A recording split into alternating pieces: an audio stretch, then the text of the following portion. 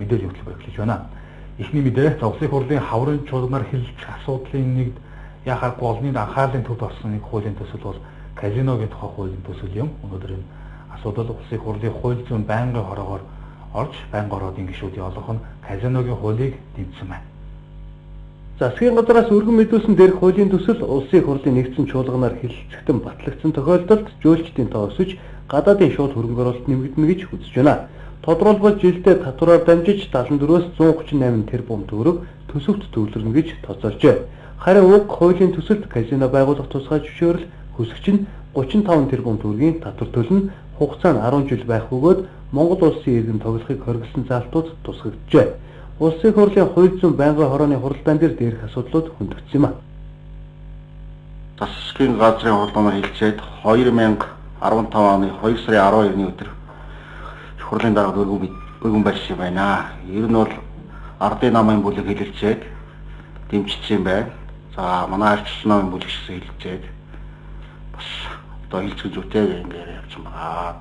Хууль бол уян хатан байх хэрэгтэй. Тэгэхээр хоёр казинод зориулж, хоёр аж ахуй нэгжид зориулж бид нэг ийм хууль гаргахаар бэлдэж байна гэж би харж байгаа. За зөвхөн казинод гадаадын иргэн ордог байхаар зохицуулж байгаа. Энийг би зөв зүйтэй гэж ойлгож байгаа.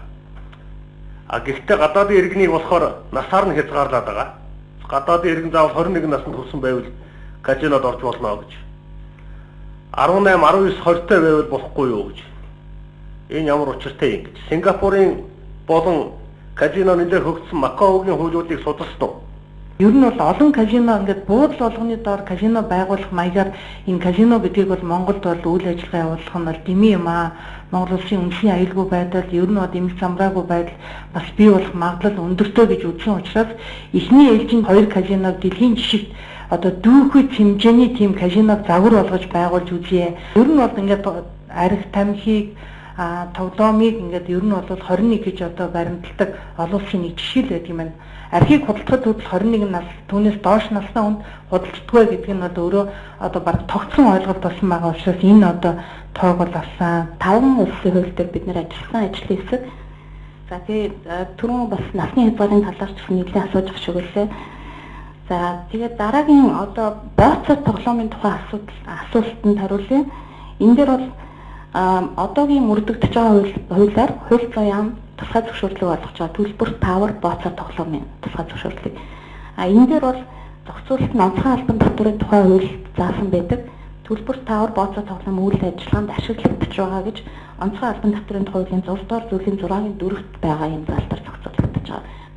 Мөн энэ үеэр хөндөгдсөн нэг асуудал нь монголчууд уг казинод орж үйлчлүүлэх боломжтой байхаар зохицуулалт хийхгүй бол гадаадд очиж тоглоно. Энэ нь эргээд Монголын мөнгө гадагшаа урсдаг урсгал тасрахгүй.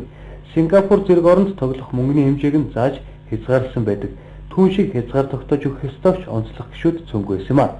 Ямар ч гэсэн засгийн газрын төсөөллөөр 2020 он гэхэд дотоодын нийт бүтээгдэхүүний 14 орчим хувийг казиногоос бүрдүүлж жуулчны тоог 1 сая хүргэх тооцоолол бүхий хуулийн төсөл улсын хурлын нэгдсэн чуулганаар хэлцэгдэхээр боллоо.